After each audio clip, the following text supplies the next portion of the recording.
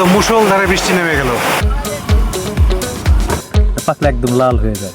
তীরের বংশধর তো একটা বিশেষ সুবিধা হইতেছে। Hello everyone, this is Rana, welcome to my channel living with Luvia. সকালবেলা ঘুম থেকে উঠলাম, প্রথম সকাল দেখলাম আজকে বিরিশিরির। একটু হাঁটতে বেরিয়েছি, আশপাশে নিস্তব্ধতা চারিদিকে, একদম পাখির আওয়াজ ছাড়া কিচ্ছু শোনা যাচ্ছে না চারপাশে।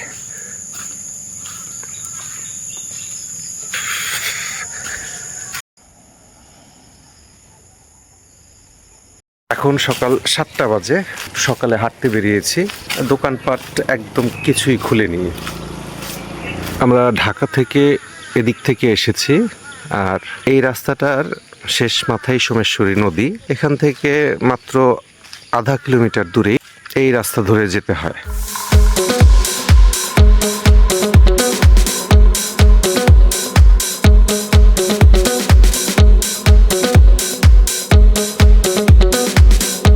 আমরা মেঘালয় পাহাড় দেখতে পাচ্ছি। এই যে মেঘালয় পাহাড়, মেঘালয় পাহাড়ের হালকা আবছা একটা অবয়ব আসছে। আর আমার উল্টা দিকে ঠিক এই যে এরকম একটা ভিউ। এটা সোমেশ্বরী ব্রিজ।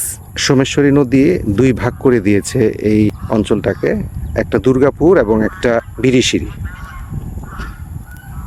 আমরা এখন পর্যন্ত সকালে নাস্তা করি নাই। আমরা এই পয়েন্টটার থেকে এখন নাস্তা করতে যাব।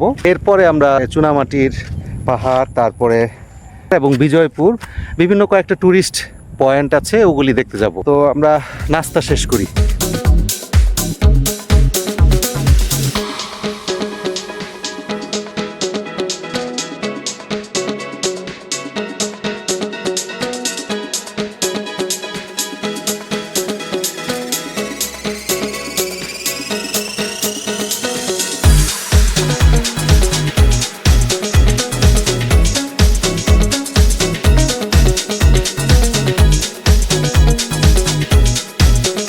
পাহাড় শুরু হয়ে গেছে, আমরা চীনামাটির পাহাড়ের খুব কাছাকাছি। এই যে আমরা ঢুকলাম পাহাড়ি অঞ্চলে।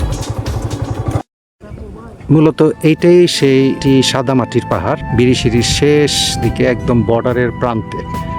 এই পাহাড়টা দেখার জন্যই দূর দূরান্ত থেকে মানুষ আসে। এবং মানুষ কেন আসে, আসার পরে বুঝলাম অদ্ভুত সুন্দর নীরবতা বিরাজ করছে এই এলাকাটাতে।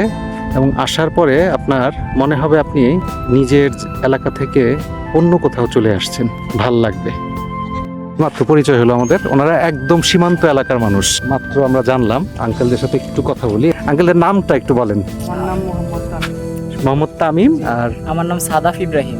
সাদাত ইব্রাহিম। আপনাদের এলাকায় তো এটা মনে হয় না? এটাই তো এলাকা, হ্যাঁ এইটাই এলাকা আমাদের। একদম স্থানীয়। স্থানীয় বললে ভুল হবে, আমাদের বাসা হচ্ছে কুড়িগ্রাম, চূড়ার পাহাড় যেটা বলে, হ্যাঁ। ওদের ওই পাহাড়ের সাথে হলো আমাদের বাসার আর কি সাইড করছে আর কি, মাশাআল্লাহ। বাংলাদেশের একবারে। মোটামুটি আপনাদের এলাকায় এসে যে এত সুন্দর এরিয়া আমি বাংলাদেশে খুব কম জায়গায় পাইছি। অনেক সবুজ। আমাদের গজনি আছে, লাউ চাপড়া আছে। গাজনি গেছি আমি, গজনি হ্যাঁ, গেছি। শেরপুরের শেষ হ্যাঁ, মাথা। শেরপুরের শেষ মাথা। হ্যাঁ, গজনি গেছি। ঠিক আছে, আপনারা ছবি তুলেন। আচ্ছা ঠিক আছে, আসসালামু হ্যাঁ, আলাইকুম। এই যে সনেট ডাবের জন্য দাঁড়ায় গেছে। ও যেখানে যে জিনিস দেখে দাঁড়ায় যায়, এবং ওইটার এক্সপিরিয়েন্স নাই।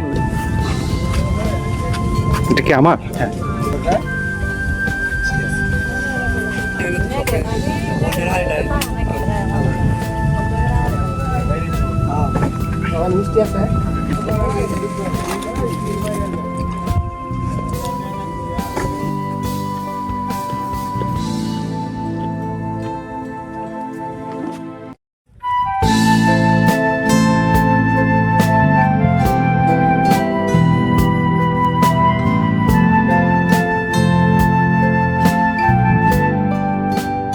পাথরগুলি একটু দেখেন, একদম হলুদ পাথর এবং বেশ শক্ত।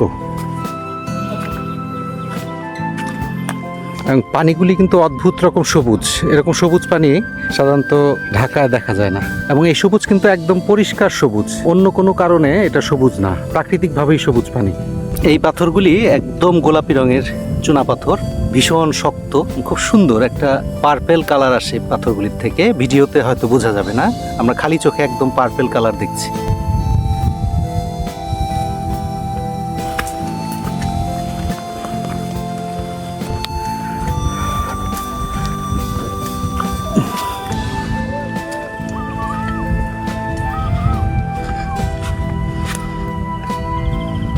আমরা একটু একটু করে পাহাড়ে উঠছি, দেখি কতখানি যাওয়া যায়। অনেকখানি হাঁটতে হবে এবং আজকে রোদ উঠে গেছে এবং একটু গরম।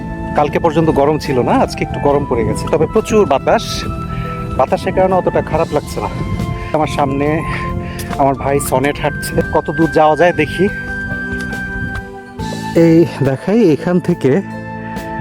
এখান থেকে হেঁটে এদিক দিয়ে আসলাম, আরো উপরে উঠছি। খুব বড় পাহাড় না, তবে বেশ পরিশ্রমের কাজ। এটা একটা ভিউ পয়েন্ট, এখান থেকে সবুজ পানিটা পুরোপুরি বোঝা যায় এবং পুরো এলাকাটা আপনি দেখতে পারবেন। এই যে পুরো এলাকাটা মোটামুটি দেখা যায়। অনেক টুরিস্ট আসে এখানে, যে কারণে অনেক দোকানপাট হয়ে গেছে। কি পানিতে লাফ দিবা নাকি? এইবারের মতো লাফ দেওয়ার দরকার নাই, না লাফ দিলে উপায় নাই, এখানে গভীর পানি। এই যে এই পাথরগুলি সবচেয়ে আকর্ষণ করে পর্যটকদের, যে কারণে এখানে প্রচুর ছবি তুলে মানুষ। একদম পার্পেল কালারের পাথর, আমি এর আগে পার্পেল কালারের পাথর দেখি না, এই প্রথম দেখলাম বিরিশিরি এসে। এই যে আমার ভাই নিচে যাচ্ছে পাথরের কাছে, ও বোধহয় ছবি তুলবে। ও আমার চেয়ে অনেক সাহসী এবং অ্যাডভেঞ্চারাস। আমরা মূল পাথরের অঞ্চলটাতে আসছি, এটা একদম গোলাপি পার্পেল কালারের পাথর এবং সামনেই সবুজ পানি। খুবই সুন্দর একটা এলাকা এটা, এটা ভাষায় আমি প্রকাশ করতে পারছি না, আপনারা এসে দেখবেন। সীমান্তের কাছাকাছি এলাকা। পাহাড়ে ওঠার সাহস দেখালাম না অন্য কারণে, আমার পায়ে স্লিপার থাকার কারণে আমি পাহাড়ে উঠছি না। আমার ভাই চলে গেছে ওই জায়গায়, আমি যেতাম, অন্য সময় হলে যেতাম। এই যে পারবা আনতে? দেখি আমার হাতে দাও তো। একদম আমাদের চাল কুমড়া জালির মতো, পাকলে একদম লাল হয়ে যায়, টকটকা লাল। কালো হয়ে যায়, তারপরে তো কারণ গেল সেই হলুদ হয় কেন? বড়ই পাকলে কেমন হয়? হলুদ হয়ে যায়। হলুদই হইতে হইব কেন? অন্য কোনো কালার নাই দুনিয়াতে।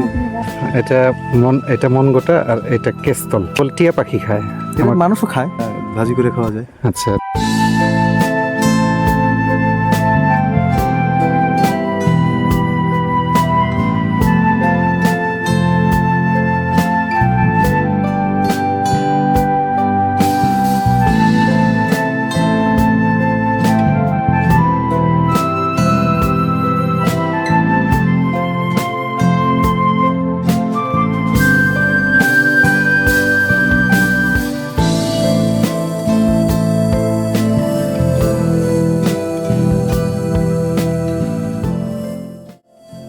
যাই হোক, আমাদের এখন নেক্সট ডেস্টিনেশন বিজয়পুর। দেখি আবহাওয়া কতটুকু আমাদের সাপোর্ট করে। আশা করি সাপোর্ট করবে, কারণ আকাশ একদম পরিষ্কার, খণ্ড খণ্ড মেঘ আছে, নীল আকাশ। তীরের বংশধর তো, হ্যাঁ হ্যাঁ, আল্লাহ একটা বিশেষ সুবিধা দিতেছে।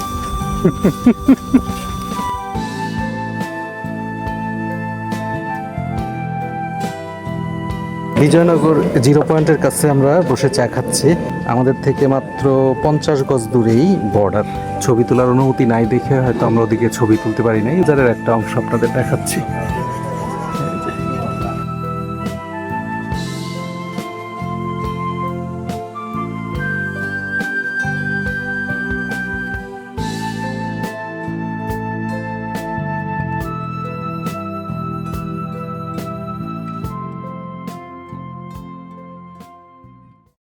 মোটরসাইকেল উঠানোটা এই ঘাটে একটা বিশাল চ্যালেঞ্জ। ঘাটের যে কন্ডিশন, এই কন্ডিশনে মোটরসাইকেল উঠানোটা বেশ দুরূহ একটা ব্যাপার। আপনাদের একটু আগে যেটা দেখালাম, এভাবেই প্রতিনিয়ত এই গ্রামবাসী এই পার থেকে ওই পারে মোটরসাইকেলে পার করে। নেত্রকোনার পাঁচগাঁয়ের ভিউ এটা, একদম বর্ডারের কাছে।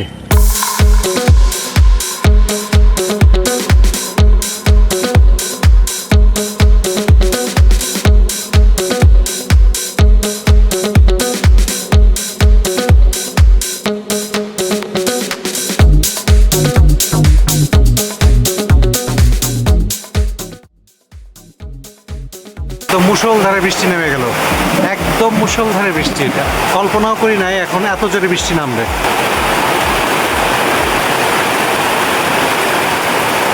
আমরা এরকম একটা ছাউনির নিচে অবস্থান নিয়েছি।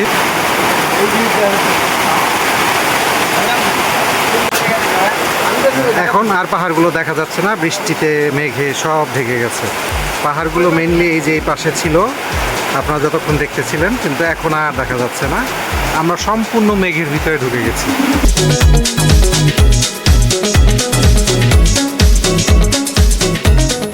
চলে যাচ্ছি বিরিশিরি থেকে। মিষ্টি কিছু অভিজ্ঞতা নিয়ে আজকে বিরিশিরি থেকে চলে যাব। এই বিরিশিরিতে থাকা অবস্থায় আমরা দুর্গাপুর, পাঁচগাঁও, কলমাকান্দা, আনুষঙ্গিক আরও বেশ কিছু জায়গা আমরা ভ্রমণ করি। আবার হয়তো বিরিশিরি আসা হতে পারে, আমাদের মন পুরোপুরি ভরে নাই। সেই পর্যন্ত আমাদের সাথেই থাকবেন, অন্য ভ্লগে আপনাদের সাথে দেখা হবে। এই পর্যন্ত বিদায় নিচ্ছি। খোদা হাফেজ।